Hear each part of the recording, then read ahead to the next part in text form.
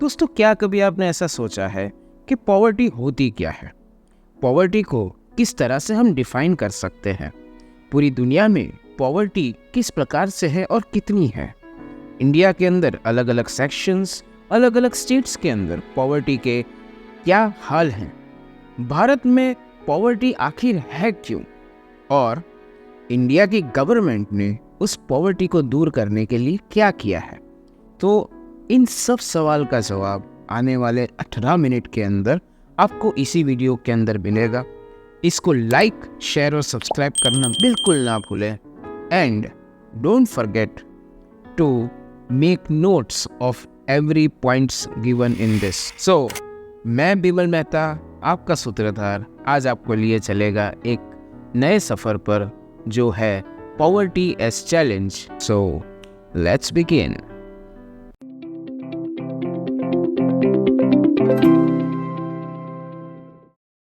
तो दोस्तों, आइए शुरू करते हैं आज के हमारे पहले क्वेश्चन के साथ। पहला क्वेश्चन है, व्हाट इज़ पॉवर्टी? दोस्तों, एक इंसान को जिंदा रहने के लिए चाहिए रोटी, कपड़ा और मकान। That means food, clothes and shelter या home. So if there is a lack of basic need, अगर किसी व्यक्ति के पास बेसिक नीड्स की कमी है तो उसे हम पुअर कह सकते हैं। So poverty is a state of lack of basic needs. In fact government के हिसाब से, अगर गवर्नमेंट के द्वारा पॉवर्टी लाइन जो डिसाइड की गई है उसके नीचे कोई व्यक्ति की इनकम है तो उसे हम पुअर कंसिडर कर सकते हैं। तो आप बोलेंगे कि पॉवर्टी लाइन क्या होती है? तो दोस्तों, पॉवर्टी लाइन की डेफिनेशन कुछ इस प्रकार से है कि the minimum amount of money a person needs to fulfil their basic needs. रोटी, कपड़ा और मकान जैसी बेसिक नीड्स को पूरा करने के लिए जो कम से कम अमाउंट किसी व्यक्ति के पास होनी चाहिए तो उसे कहा जा सकता है पॉवर्टी लाइन। अगर हम इंटरनेशनल स्टैंडर्ड्स के हिसाब से देखें, सो कोई व्यक्ति अगर दिन का $1.9 से कम कमा रहा है तो उसे हम पुअर कह सकते हैं। आज के हिसाब से देखने जाए तो $1.9 is somewhere between 160 and 170 rupees per day. तो उससे नीचे वाले व्यक्ति को हम कह सकते हैं कि वो पुअर है। दोस्तों, 2011 में NSSO that is national sample survey organisation ने जो सर्वे कंडक्ट किया था उसके हिसाब से हम अलग अलग प्रकार की पॉवर्टीज़ को समझ सकते हैं। सबसे पहला, पर्सनल मंथली इनकम के हिसाब से अगर हम रूरल पॉवर्टी की बात करें तो अगर कोई व्यक्ति की मिनिमम इनकम 816 रुपये के नीचे है तो वो व्यक्ति पुअर कहला सकता है। एंड अगर अर्बन एरिया की बात करें तो वही इनकम ₹1000 तक पहुंच जाती है। वहीं पे अगर हम फैमिली एक्सपेंसेस की बात करें तो रूरल एरिया के अंदर वो 4080 रुपीज़ तथा अर्बन एरिया में वो 5000 रुपीज़ जितना हो सकता है। ये तो हो गया कि हमारी जो भी एक्सपेंसेस या फिर जो इनकम है उसके हिसाब से। हम यहाँ पे क्लियरली मेंशन देख सकते हैं कि अर्बन एरिया के अंदर एक्सपेंसेस और इनकम दोनों रूरल एरिया के कंपैरिजन में ज़्यादा चाहिए। एक तीसरी डेफिनेशन है जो कैलोरी कंजम्पशन के हिसाब से कंसिडर की गई है। जैसे अगर रूरल एरिया में कोई व्यक्ति है तो उसकी एवरेज डेली कंजम्पशन 2400 कैलोरीज तथा अर्बन एरिया में 2100 कैलोरीज जितनी होनी चाहिए, उससे कम कंज्यूम करने वाले व्यक्ति को हम पुअर कंसिडर कर सकते हैं। दोस्तों, यहाँ पर हमें एक चीज़ का ध्यान रखना चाहिए कि कैलोरी कंजम्पशन रूरल एरिया के अंदर ज़्यादा है क्योंकि ज़्यादातर वहाँ पे लोग फार्मिंग या एग्रीकल्चरल एक्टिविटीज़ के साथ जुड़े हुए रहते हैं। तो दोस्तों, अगर हम देखें तो पॉवर्टी अक्रॉस द वर्ल्ड, पूरी दुनिया में पॉवर्टी के क्या हाल हैं, तो सबसे पहले हम ये समझते हैं कि 1990 के अंदर एक डेटा के अनुसार पूरी दुनिया का 35% ओवरऑल पॉपुलेशन जो है वो पुअर था। लेकिन 2013 में जो रेशियो निकाला गया उसके हिसाब से दुनिया की पॉपुलेशन का 10.5% ही अब पुअर रह चुका है। उस सब के अंदर अफ्रीका जो है वो सबसे पुअरेस्ट प्लेस है क्योंकि वहाँ पर जो नेचुरल रिसोर्सेज हैं उनको प्रॉपरली अब तक नरिश नहीं किया गया है। China has a very interesting case. 1981 के अंदर चाइना के अंदर पॉवर्टी 81.7% थी, जो 2008 में रिड्यूस होकर 14.7% हो गई, और ठीक से 6 साल बाद 2014 में वो सिर्फ 0.7% तक रह गई। तो हम ये कह सकते हैं कि चाइना ने अपने इकोनॉमिक मॉडल और इकोनॉमिक डेवलपमेंट के थ्रू पॉवर्टी को इरेडिकेट करने में काफ़ी सक्सेसफुल स्टेप्स लिए हैं। अब अगर दुनिया की बात कर रहे हैं तो थोड़ा इंडिया की तरफ भी रुख कर लेते हैं। 1993 के head count ratio, that means के पर पर्सन हमारे एरिया के अंदर कितने लोग पुअर हैं, अगर उसके सर्वे के हिसाब से देखने जाए तो 1993 में देश की 45% पॉपुलेशन जो थी वो पॉवर्टी लाइन के नीचे थी, जबकि 2011-12 के NSSO के सर्वे के हिसाब से अब वो 22% रह गई है, और रीसेंट अगर स्टडीज़ की माने तो ये 15% के आसपास गिर चुकी है। इन सब में जो बिलो पॉवर्टी लाइन, जिसको हम BPL कहेंगे, उसमें शेड्यूल ट्राइब सबसे ख़राब कंडीशन में है। 43% of schedule tribe people are below poverty line. उसी तरह शेड्यूल कास्ट के 29% लोग बिलो पॉवर्टी लाइन कहे जा सकते हैं। अगर हम रूरल और अर्बन पॉवर्टी की बात करें तो रूरल एरिया में 34% पुअर एग्रीकल्चरल लेबरर्स हैं, जबकि अर्बन एरिया में 34% कैजुअल लेबरर्स जैसे कॉबलर्स, दूसरे लेबरर्स, स्ट्रीट वेंडर्स, ये सारे जो हैं वो कैजुअल लेबर में गिने जाते हैं, और अर्बन एरिया में 34% जितने casual labours below poverty line हैं। अगर हम स्टेट्स की बात करें तो स्टेट्स में सबसे पुअर स्टेट जो है वो 33.7% से बिहार और 32.6% से उड़ीसा है। वहीं पे कुछ राज्य ऐसे हैं जहां पर पॉवर्टी रेट बहुत कम है, जैसे केरला, जम्मू एंड कश्मीर, गुजरात, वेस्ट बंगाल, पंजाब और हरियाणा। दोस्तों, इनके कुछ रीजंस यहाँ पर बताए गए हैं। जैसे पंजाब और हरियाणा ने सबसे पहले ग्रीन रिवॉल्यूशन को एक्सेप्ट किया, जिसकी वजह से वहाँ के जो फार्मर्स थे उनको काफ़ी अच्छी इनकम जनरेशन हुई। केरला जैसी जगह पर ह्यूमन रिसोर्सेज बहुत अच्छे हैं और उन्होंने अपने ह्यूमन रिसोर्सेज के ऊपर वर्क किया, इसीलिए इंडिया में one of the highest literate state के अंदर केरला का नाम आता है।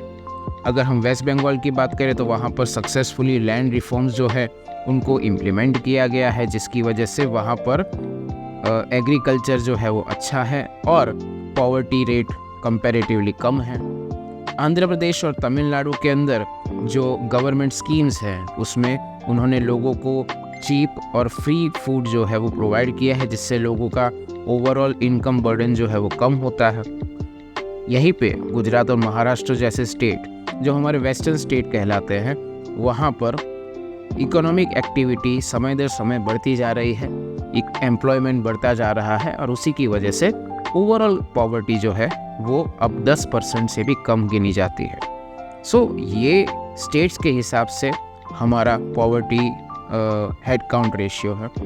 तो दोस्तों, अगर हम ये जानने की कोशिश करें कि इंडिया के अंदर जो एक समय पर सोने की चिड़िया कहा जाता था, it was a golden bird at one point in history, how did it go into such low states of affairs? दोस्तों, अगर हम कॉजेज ऑफ पॉवर्टी की बात करें तो सबसे पहली ब्रिटिश इंडिया या कह सके ब्रिटिश राज के द्वारा जो पुअर पॉलिसीज़ अपने यहाँ पर लगाई गई। ब्रिटिश ने हमें ऑलमोस्ट 200 सालों तक बंदी बना कर रखा, हमको लूटा और हमारे पुअर और जो रूरल एरिया के लोग थे उनके अपलिफ्टमेंट के लिए बहुत ही लिमिटेड इम्पोर्टेंस दिया और उसी की वजह से हमारे यहाँ पर गरीबी जो है वो बहुत ज़्यादा बढ़ गई। और 1947 में जब इंडिया इंडिपेंडेंट हुआ तब भारत की हालत बहुत ही ज़्यादा खराब थी। दूसरा एक इम्पॉर्टेंट इशू है, वो है uneven distribution of land and other resources. हमारे यहाँ पर लैंड रिसोर्सेज बहुत ही अनइवनली डिस्ट्रीब्यूटेड है। जैसे हमने पालमपुर वाले किस्से के अंदर देखा है कि गांव के सिर्फ 15% लोगों के पास गांव की 84% 85% लैंड ओन है। तो यही सेम चीज़ इंडिया के दूसरे हिस्सों में भी होती है और इसकी वजह से इनकम डिस्पैरिटी भी जनरेट होती है। तीसरा कारण, पॉवर्टी एलिवेशन पॉलिसीज़ तो गवर्नमेंट ने बहुत बनाई है। समय समय पर भारत की हर एक सरकार ने गरीबी को इरेडिकेट करने के लिए, दूर करने के लिए अलग अलग स्कीम्स बनाई है, लेकिन इनका ग्रास रूट लेवल के ऊपर इम्प्लीमेंटेशन ज़्यादातर कमज़ोर रहा है। लोगों के ब्यूरोक्रेसी के, करप्शन के कारण पुअर क्लास की कंडीशन बद से बदतर होती जाती है। So this is because of the poor implementation of poverty alleviation policies. अगर हम चौथी बात करें तो हमारे गांव में ज़्यादातर जो फार्मर्स है वो छोटे हैं। उसका एक कारण ये भी है कि हमारी जो फार्म साइज़ है वो दिन ब दिन घटती जा रही है और फार्मर्स जो हैं वो फार्मिंग का जो एक्सपेंस होता है उसको बेयर नहीं कर पा रहे हैं। गवर्नमेंट के द्वारा अलग अलग प्रकार की सब्सिडीज़ और असिस्टेंस तो दिए जा रहे हैं, लेकिन उनकी कंडीशन जो है उनमें कुछ ज़्यादा फर्क नहीं पड़ रहा है, जिसकी वजह से रूरल पॉवर्टी आज भारत का एक बहुत बड़ा चैलेंज बन चुकी है। अगर हम बात करें over population, so India is the largest populated state in the world and हमारी पॉपुलेशन दिन ब दिन बढ़ती जा रही है। उसकी वजह से रिसोर्सेज तो लिमिटेड है ही, उसके कारण जो कमोडिटीज़ हैं, जो रिसोर्सेज हैं, उनके प्राइसेस बढ़ रहे हैं एंड बिकॉज ऑफ दैट हमारी जो बेसिक नीड्स है उसको पूरा करने के लिए हमें और भी ज़्यादा मेहनत करनी पड़ती है। सबसे लास्ट में ये एक नया ट्रेंड है कि ऐसी चीज़ें जिसको हम अफोर्ड नहीं कर सकते, जिसको हम लोग लग्जरी आइटम्स कहते हैं, उसको खरीदने के पीछे लोगों की अंधी दौड़, जिसकी वजह से लोग एसेंशियल कमोडिटीज़ के ऊपर, ज़रूरी चीज़ों के ऊपर पैसे खर्च नहीं करते हैं और शो ऑफ करने के लिए, ये सब करने के लिए हम नेगेटिव जगह पर पैसे खर्च करते हैं। तो ये सारे कॉजेज़ हैं इंडिया के अंदर पॉवर्टी के। दोस्तों ये क्वेश्चन एग्ज़ाम में 5 मार्क का अगर पूछा जाए तो कम से कम 5 पॉइंट, और अगर 3 मार्क का पूछा जाए तो कम से कम 3 पॉइंट तो ज़रूर लिखें। कोशिश करें कि जितने मार्क्स है उससे 1 पॉइंट थोड़ा ज़्यादा लिखें। तो आप बोलोगे 6 मार्क का पूछे तो 6 मार्क के क्वेश्चंस हमारे CBSE के अंदर नहीं आते हैं। फिर भी आपने ये सवाल सोचा, उसके लिए आपके दिमाग को जो तकलीफ़ हुई उसके लिए हम माफ़ी चाहते हैं। सो मूव करते हैं हमारे आज के लास्ट टॉपिक के ऊपर कि गवर्नमेंट ने, इंडिया की गवर्नमेंट ने आज़ादी से लेकर अब तक गरीबी को हटाने के लिए कौन कौन से स्टेप्स उठाए। देखिए ये बात से कोई डिनाई नहीं कर सकता कि भारत की हर एक सरकार ने, फिर चाहे वो किसी भी पार्टी की रही हो, गरीबी को हटाने के लिए बहुत ही स्ट्रॉन्ग स्टेप्स जो हैं वो उठाए हैं। यहाँ पर कुछ स्कीम्स की बात की गई है जिसको हम लोग थोड़ा हाईलाइट करेंगे। सबसे पहली 1993 के अंदर लॉन्च की गई प्रधानमंत्री रोजगार योजना की हम बात करते हैं, और इसके अंदर उनका मेन काम ये था कि गवर्नमेंट लोगों को बिजनेस स्टार्ट करने के लिए और जॉब्स बढ़ाने के लिए फंड्स प्रोवाइड करना चाहती थी, जिससे सीधी सी बात है जैसे जैसे बिजनेस बढ़ेगा वैसे वैसे वो नए जॉब्स क्रिएट करेंगे, एम्प्लॉयमेंट बढ़ेगी, लोगों के पास पैसा पहुंचेगा और गरीबी जो है वो धीरे धीरे कम होगी। दूसरा अगर हम देखें तो rural employment guaranteed generation programme जो 1995 के अंदर लॉन्च किया गया था, इसके हिसाब से विलेजेस और टाउन में जो भी व्यक्ति अपना छोटा सा बिजनेस स्टार्ट करना चाहता था उससे गवर्नमेंट अपनी तरफ से हेल्प प्रोवाइड करती थी, और इसका मेन एम था कि 25 लाख जितने नए जॉब्स जो हैं वो क्रिएट किए जाए छोटे शहरों में और विलेजेस में। तीसरी योजना है स्वर्ण जयंती ग्राम स्वरोजगार योजना।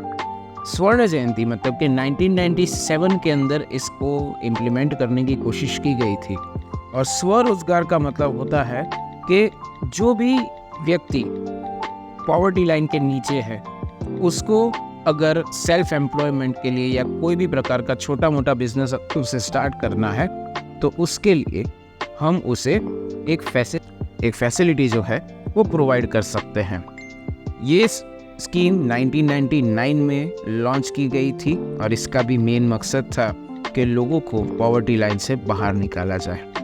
अंत में ईयर 2000 के अंदर 2 स्कीम्स लॉन्च की जाती है। सबसे पहला प्रधानमंत्री ग्रामोदय योजना, जिसके अंदर सेंट्रल गवर्नमेंट ने हर एक गांव में स्कूल, क्लिनिक्स, घर, ऐसी बेसिक नीड्स को पूरा करने के लिए सब्सिडीज देना शुरू किया, जिससे गांव के अंदर जो ह्यूमन रिसोर्स है उसको डेवलप किया जा सके। वहीं पे ईयर 2000 के अंदर लोगों को, पुअर सेक्शन को चीप और फ्री राशन देने के लिए अंत्योदय अन्न योजना का निर्माण किया गया। इस स्कीम के बारे में हम लोग फूड सिक्योरिटी के चैप्टर में ज़्यादा अच्छे से समझ पाएंगे। दोस्तों, जो एक मेजर पॉलिसी के बारे में यहाँ पर हम बात अब करेंगे वो है मनरेगा। 2005 में ये एक्ट लागू किया गया था, जिसका अगर हम मनरेगा को फुल फॉर्म देखें तो Mahatma Gandhi National Rural Employment Guarantee Act. दोस्तों, ऐसा है कि हमारे यहाँ पर जब हार्वेस्टिंग सीजन ख़त्म हो जाता है तो सॉइल को रिप्लेनिश करने के लिए उसे खुला छोड़ना पड़ता है, तुरंत उसके अंदर हम खेती नहीं कर सकते। इसके अंदर हम क्या करते हैं कि एक जो फार्मर्स हैं वो सॉइल को खुला छोड़ देते हैं, उस वक्त उनके पास ज़्यादा काम नहीं होता, उसके अंदर वो कुछ भी कमाते नहीं हैं। तो इसके अंदर हम क्या कर सकते हैं? इसके अंदर सबसे पहली बात, जो गवर्नमेंट है वो 100 दिनों के लिए पीजेंट्स, एग्रीकल्चरल लेबरर्स, छोटे फार्मर्स, इनको एम्प्लॉयमेंट देती है। एम्प्लॉयमेंट कहाँ देती है? अलग अलग इंफ्रास्ट्रक्चरल प्रोजेक्ट्स, जैसे कि कहीं पे कोई बिल्डिंग बन रही है, कहीं पे रोड कंस्ट्रक्शन हो रहा है, वाटर पाइप्स जो है उनको लगाया जा रहा है, रेलवेज के काम है, एट्सेट्रा। ऐसे इंफ्रास्ट्रक्चरल प्रोजेक्ट्स में उनको लगाया जाता है। दूसरा, इनका मेन एम होता है सस्टेनेबल डेवलपमेंट करना, और इस एक्ट के अंदर जो भी जॉब्स हैं उसके 1/3 हिस्सा विमेन के लिए रिजर्व रखा जाता है, जिससे घर की औरतों को भी जॉब मिल सके। इससे ओवरऑल 22 करोड़ जॉब्स जितने पैदा हुए, और इसमें शेड्यूल कास्ट के 23% लोग, शेड्यूल ट्राइब के 17% तथा फीमेल्स 53% इसके अंदर पार्टिसिपेट करते हैं, जिससे उनके वेजेस तो बढ़ते ही हैं, पॉवर्टी कम होती है, एंड उससे उनकी लिविंग स्टैंडर्ड्स भी बढ़ती हैं।